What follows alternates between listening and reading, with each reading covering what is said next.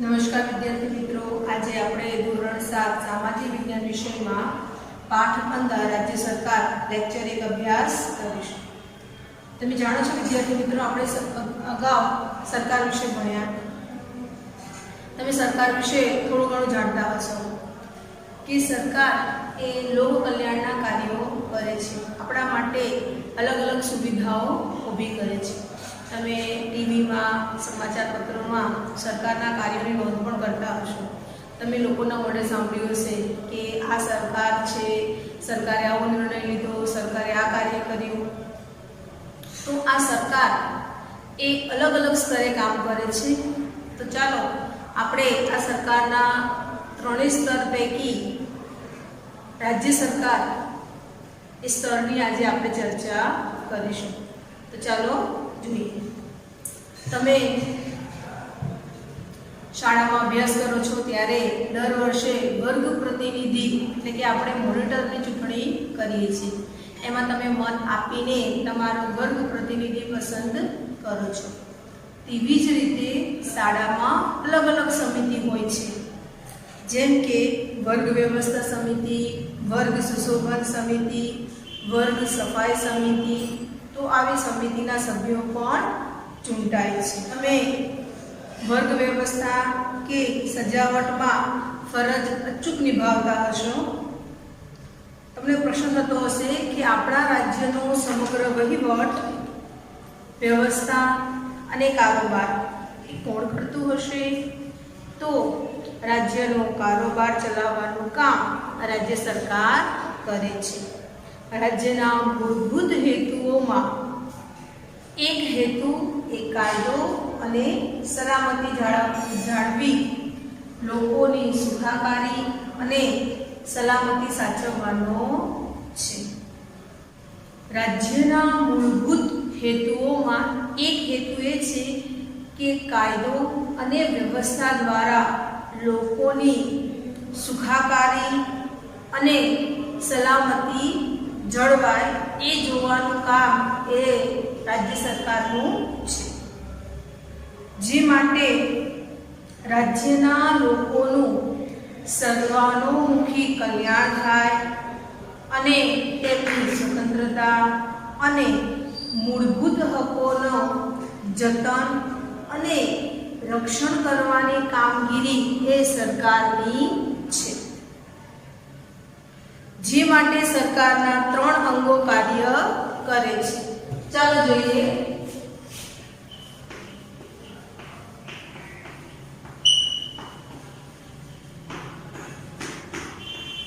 સરકારના 3 અંગો છે।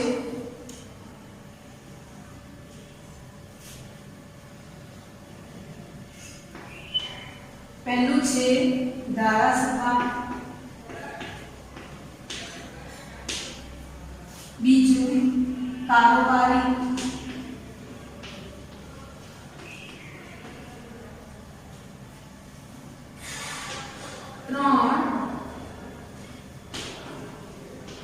ન્યાય તંત્ર। સરકારના 3 અંગો છે, ધારાસભા, કારોબારી અને ન્યાયતંત્ર। હવે જોઈએ ધારાસભા।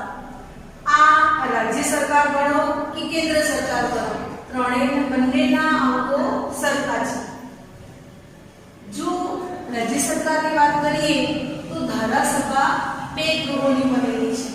કેટલા ગૃહોની બનેલી છે? 2 ગૃહોની। એક વિધાનસભા, 2 વિધાન પરિષદ।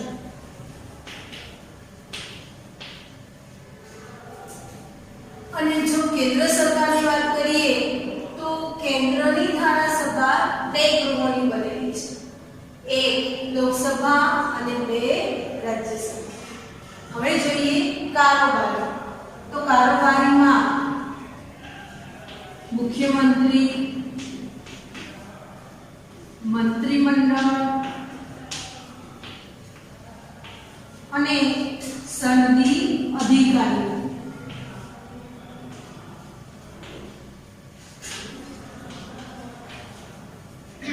રાજ્યપાલનો પણ કારોબારીમાં સમાવેશ થાય. તો આ રાજ્ય કક્ષાએ રાજ્યપાલ, મુખ્યમંત્રી, મંત્રીમંડળ અને સનદી અધિકારી. જો કેન્દ્ર સરકાર હોય તો એની કારોબારીમાં રાષ્ટ્રપતિ, વડાપ્રધાન, પ્રધાનમંડળ અને સનદી અધિકારીઓનો સમાવેશ થાય. હવે જોઈએ ત્રીજું અંગ, ન્યાયતંત્ર. ન્યાયતંત્રમાં વડી અદાલત અને એનાથી નીચલી અદાલત. તો વડી અદાલતથી નીચલી અદાલત કઈ છે? તો નીચલી અદાલતમાં આવશે જિલ્લા અદાલત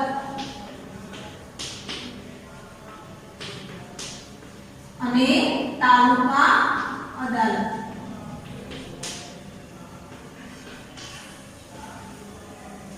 શું આવશે? જિલ્લા અદાલત અને તાલુકા અદાલત. જો કેન્દ્ર સરકારના ત્રીજા ન્યાયતંત્રની વાત કરીએ તો એમાં આવશે સર્વોચ્ચ અદાલત. વિદ્યાર્થી મિત્રો, આ સરકારના અંગો છે.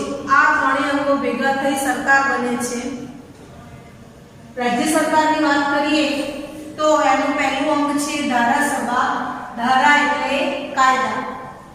સભામાં બેસીને કાયદા બનાવવામાં આવે છે. તો ધારાસભાનું કામ છે કાયદા બનાવવાનું. એના બે ગૃહો છે, વિધાનસભા, વિધાન પરિષદ. વિધાનસભા એ સરકારનું કે ધારાસભાનું નીચલું ગૃહ તરીકે ઓળખાય છે. વિધાન પરિષદ એ ઉપલા ગૃહ તરીકે ઓળખાય છે. કારોબારીની વાત કરીએ તો કારોબારીમાં રાજ્યપાલ, મુખ્યમંત્રી, મંત્રીમંડળ અને સનદી અધિકારીઓનો સમાવેશ થાય છે. ન્યાયતંત્રની વાત કરીએ તો ન્યાયતંત્રમાં વડી અદાલત અને નીચલી અદાલત એટલે એનાથી નીચેની તો જિલ્લા અને તાલુકા અદાલતનો સમાવેશ થાય છે. ધારાસભાનું કામ છે કાયદા ઘડવાનું. કારોબારીનું કામ છે કાયદાઓનો અમલ કરાવવાનું. અને ન્યાયતંત્રનું કામ છે કાયદાના ભંગ કરનાર વ્યક્તિને સજા કે દંડ ફટકારવાનું છે. તો આવી રીતે સરકારના ત્રણેય અંગો કાર્ય કરે છે.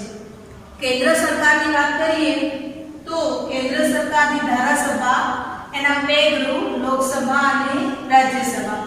લોકસભા નીચલા ગૃહ તરીકે ઓળખાય છે. રાજ્યસભા ઉપલા ગૃહ તરીકે ઓળખાય છે. કારોબારીની વાત કરીએ તો રાષ્ટ્રપતિ, વડાપ્રધાન, પ્રધાનમંડળ અને સનદી અધિકારીઓનો સમાવેશ થાય છે. અને ન્યાયતંત્રની વાત કરીએ તો ન્યાયતંત્રમાં સર્વોચ્ચ અદાલત. કાર્ય ત્રણેયના સરખા જ છે. એ રાજ્ય કક્ષાએ હોય તો પણ અને કેન્દ્ર કક્ષાએ હોય તો પણ. તો આવી રીતે આપણી સરકાર એના ત્રણ અંગો છે અને આ ત્રણ અંગો અલગ અલગ કાર્ય કરે છે. ભારત એક વિશાળ દેશ છે. તમને ખબર છે આપણા દેશની વસ્તી 130 કરોડ છે. તો આટલી બધી વસ્તીનો વહીવટ એકલા હાથે કરવો શક્ય નથી. એક સ્થળેથી એક જ સ્તરે કરવો એ શક્ય નથી. એટલે જો વહીવટ થાય તો પણ લોકોને પરેશાની થાય. એટલે આપણે સરકારને ત્રણ સ્તરે કામ કરાવીએ છીએ. તો આપણી સરકાર ત્રણ સ્તરે કામ કરે છે. ચાલો જોઈએ સરકારના ત્રણ સ્તર.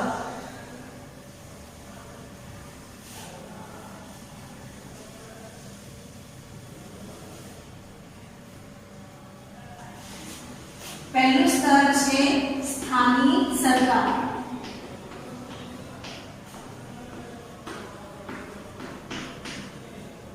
બીજું સ્તર છે રાજ્ય સરકાર.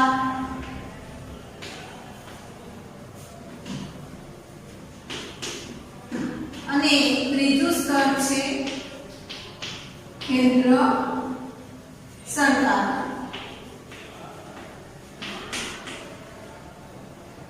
સરકાર કેટલા સ્તરે કામ કરે છે? ત્રણ. સ્થાનિક સરકાર, રાજ્ય સરકાર અને કેન્દ્ર સરકાર. હવે સ્થાનિક કક્ષાએ લોકો મત આપીને પોતાના પ્રતિનિધિને ચૂંટે છે અને આ પ્રતિનિધિ એ સ્થાનિક કક્ષાએ વહીવટ કરે છે. તો સ્થાનિક કક્ષાએ વહીવટ કરતી સંસ્થાઓ કઈ કઈ છે?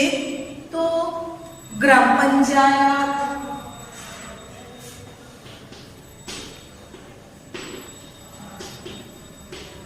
તાલુકા પંચાયત,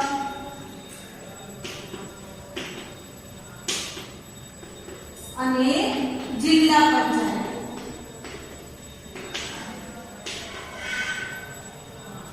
ગ્રામ્ય કક્ષાએ ગ્રામ પંચાયત, તાલુકા કક્ષાએ તાલુકા પંચાયત અને જિલ્લા કક્ષાએ જિલ્લા પંચાયત.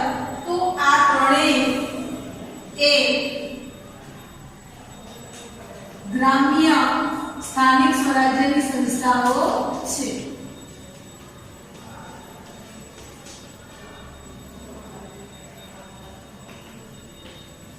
તેવી જ રીતે શહેરી કક્ષાએ પણ આ સ્થાનિક સરકાર વહીવટ કરે છે. નગરમાં નગરપાલિકા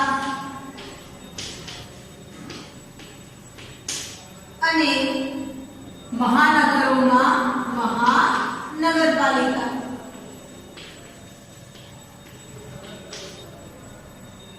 તમે ધોરણ 6 માં અભ્યાસ કર્યો છે સરકાર વિશે કે સરકારના 3 સ્તર પૈકી આપણે સ્થાનિક સરકારની ચર્ચા કરી હતી કે ગ્રામ્ય વિસ્તારોમાં ગ્રામ પંચાયત, તાલુકા અને જિલ્લા પંચાયત. તો વસ્તીના ધોરણે આ પંચાયતો કઈ છે તે નક્કી થાય છે અને એના સભ્ય સંખ્યા નક્કી થાય છે. તે શું કાર્ય કરે છે પણ આપણે ઊંડાણથી ચર્ચા કરી હતી. તેવી જ રીતે નગરપાલિકા અને મહાનગરપાલિકા. 5 લાખથી ઓછી વસ્તી નગરપાલિકા, 5 લાખથી વધુ વસ્તી તો મહાનગરપાલિકા. આપણા ગુજરાત રાજ્યમાં 8 મહાનગરપાલિકાઓ છે. તો તમે જે 6ઠ્ઠામાં અભ્યાસ કર્યો છે એનું તમારે થોડું પુનરાવર્તન કરી લેવું જેથી કરીને આ પાઠ આપણને સરળતાથી સમજાય.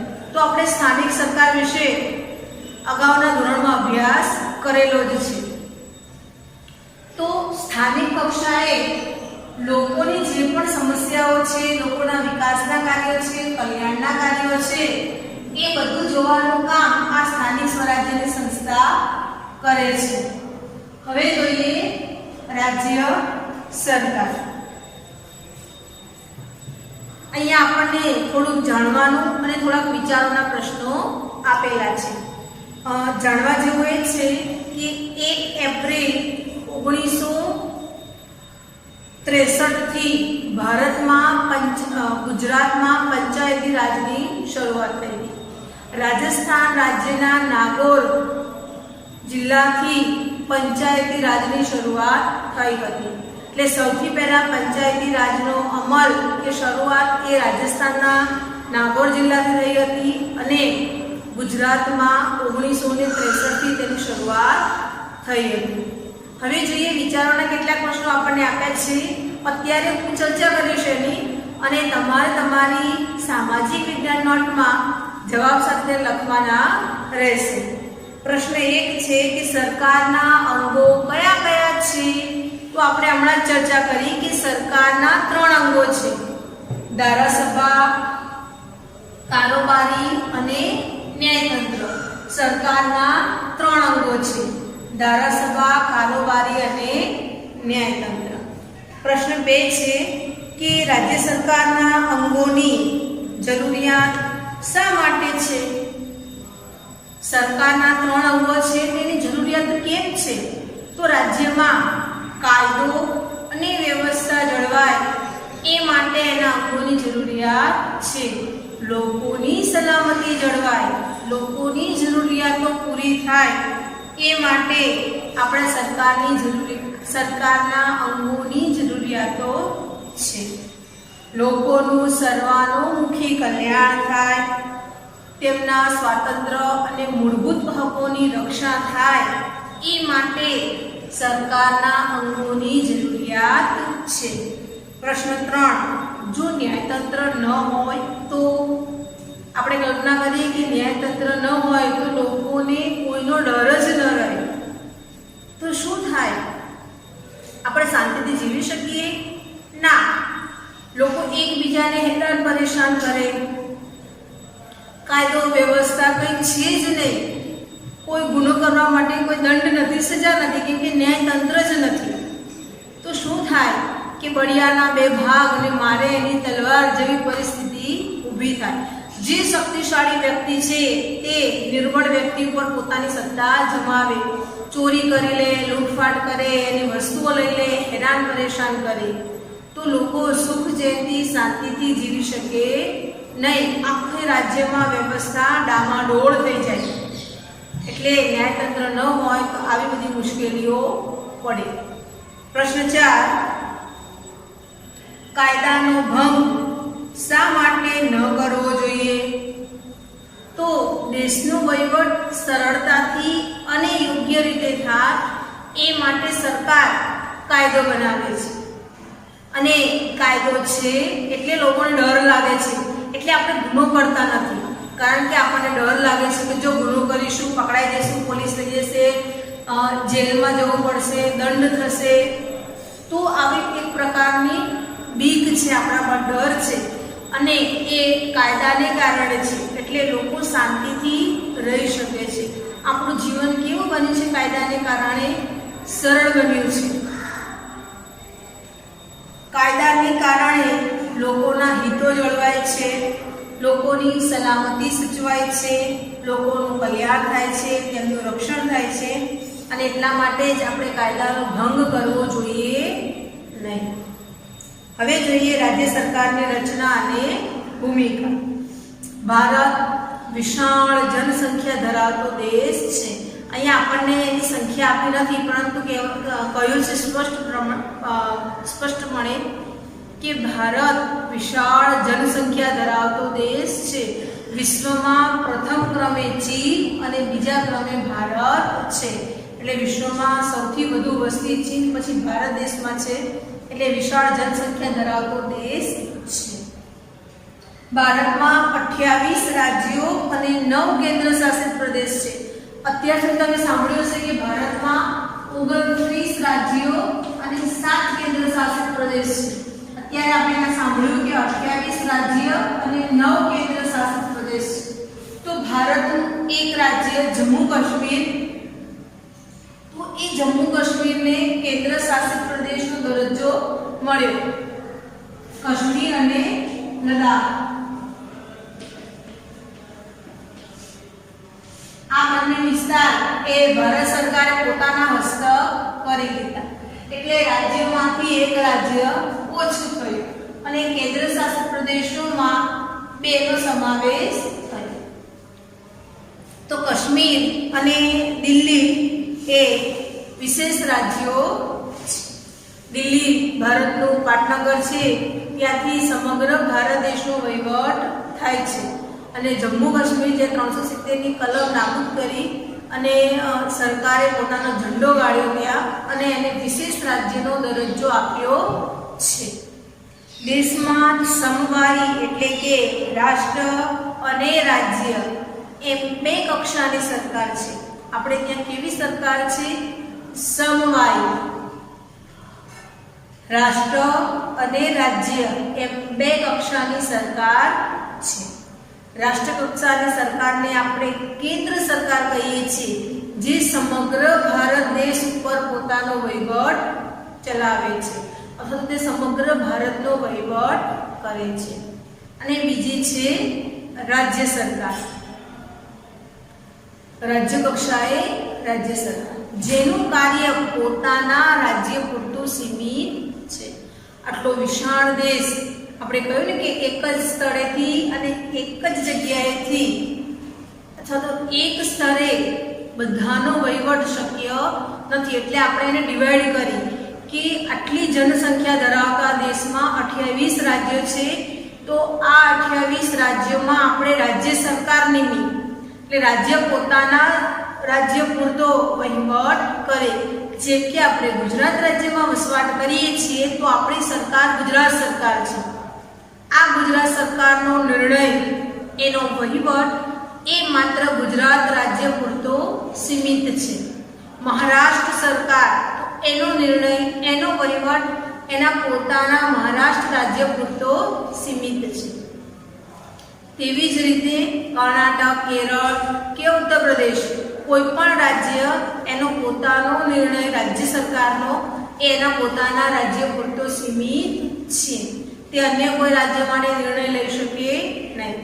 પરંતુ કેન્દ્ર સરકાર એટલે કે ભારત સરકાર તેનો વહીવટ તેનો નિર્ણય એ સમગ્ર ભારત દેશને લાગુ પડે છે. એટલે રાજ્યનું કાર્ય એનો વહીવટ એના પોતાના રાજ્ય પૂરતો સીમિત છે. જ્યારે ભારત સરકાર એ સમગ્ર દેશ માટે કેન્દ્ર સરકાર સમગ્ર દેશમાં પોતાનો વહીવટ પોતાનો નિર્ણય આપી શકે છે. હવે જોઈએ વિધાન પરિષદ. આપણે અગાઉ ચર્ચા કરી ધારાસભાના બે ગૃહો વિધાનસભા અને વિધાન પરિષદ. તો વિધાનસભા નીચલું ગૃહ, વિધાન પરિષદ ઉપલું ગૃહ. વિધાન પરિષદ બધા જ રાજ્યોમાં હોય તે જરૂરી નથી.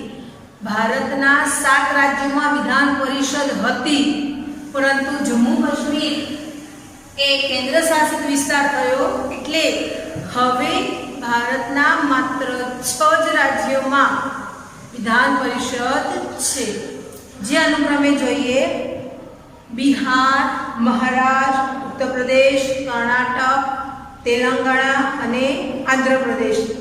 આ 6 રાજ્યોમાં વિધાન પરિષદ છે.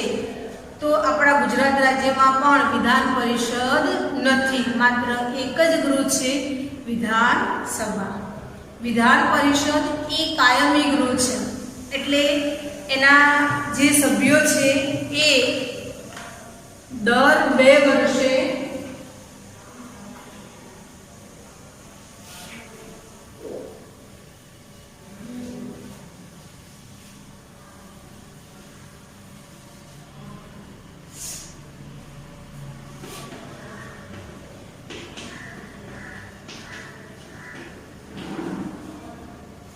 વિધાન પરિષદ કાયમી ગૃહ છે અને દર 2 વર્ષે એના 1/3 સભ્યો કેટલા 1/3 સભ્યો એ નિવૃત્ત થાય છે. વિધાન પરિષદ એ કાયમી ગૃહ છે. વિધાનસભા એના સભ્યો દર 5 વર્ષે નિવૃત્ત થાય અને નવા દર 5 વર્ષે આખી વિધાનસભા વિસર્જન થઈ જાય અને નવા સભ્યો ચૂંટાઈને આવે. પરંતુ વિધાન પરિષદ એનું સંપૂર્ણ વિસર્જન થતું નથી. તો કેમ સંપૂર્ણ વિસર્જન થતું નથી? તો એ કાયમી ગૃહ છે. એના સભ્યો દર 2 વર્ષે 1/3 સભ્યો નિવૃત્ત થાય અને બીજા 1/3 સભ્યો ચૂંટાઈને આવે. એટલે વિધાન પરિષદ એ કાયમી ગૃહ છે, તેનું સંપૂર્ણ વિસર્જન થતું નથી. વિધાન પરિષદના સભ્ય બનવા માટે ઉંમર 30 વર્ષથી વધુ હોવી જોઈએ. લાયકાત જોઈએ 30 વર્ષથી વધુ ઉંમર, ભારતનો જ નાગરિક હોવો જોઈએ, નાદાર, અસ્થિર, ગુનો અથવા તો સજા પામેલ વ્યક્તિ હોવો જોઈએ નહીં અને સરકારી કર્મચારી એટલે કે સરકારી વેતન ધરાવતો હોવો જોઈએ નહીં. જો આવી લાયકાત ધરાવતા હોય એ જ વ્યક્તિ વિધાન પરિષદના સભ્ય બની શકે છે.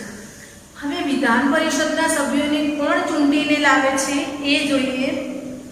સ્થાનિક સ્વરાજ્યની સંસ્થાઓ, નોંધાયેલા સ્નાતકો, માધ્યમિક અને ઉચ્ચ માધ્યમિક શિક્ષકોના મતદાર મંડળો એ વિધાન પરિષદના સભ્યોને ચૂંટે છે. વિધાન પરિષદના દરેક સભ્યની મુદત 6 વર્ષની હોય છે. એટલે 6 વર્ષમાં બધા જ સભ્યો એ નિવૃત્ત થાય અને એની જગ્યાએ નવા સભ્યો આવ્યા કરે. એટલે દર 2 વર્ષે 1/3 સભ્યો નિવૃત્ત થાય છે. વિદ્યાર્થી મિત્રો, આજે આપણે આ પાઠમાં સરકારના 3 સ્તર સ્થાનિક, રાજ્ય અને કેન્દ્ર સરકારની ચર્ચા કરી.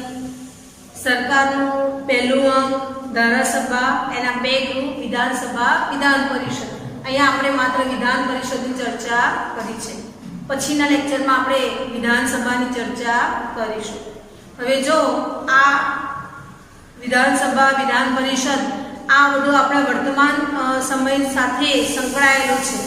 તમે પણ ટીવી કે સમાચાર જોતા હો તો તમે પણ એમાં વિધાનસભા સભ્ય કે વિધાનસભા એવા શબ્દો સાંભળતા હશો. તો અત્યારે કયા રાજ્યમાં વિધાનસભા ચૂંટણી આવવાની છે તે પણ ટીવીમાં અને સમાચાર પત્રોમાં બતાવે છે. તો આ બધા વિશે તમારે થોડી ઘણી માહિતી વાંચન દ્વારા મેળવવાની. જો તમારા પાસે માહિતી હશે તો અભ્યાસ કરવાની ખૂબ મજા આવશે. તો પછીના લેક્ચરમાં આપણે વિધાનસભા, રાજ્ય સરકાર, મુખ્યમંત્રી, રાજ્યપાલ, વિધાનસભ્યોના કાર્યો, વિધાનસભાની રચના કેવી રીતે થાય છે આ બધાને ઊંડાણથી ચર્ચા કરીશું. હું તમને જે પણ કે ફોટોગ્રાફ્સ મોકલું છું એ ખૂબ સારા અક્ષરે તમારે એ નોંધ લખવાની રહેશે. અસ્તુ.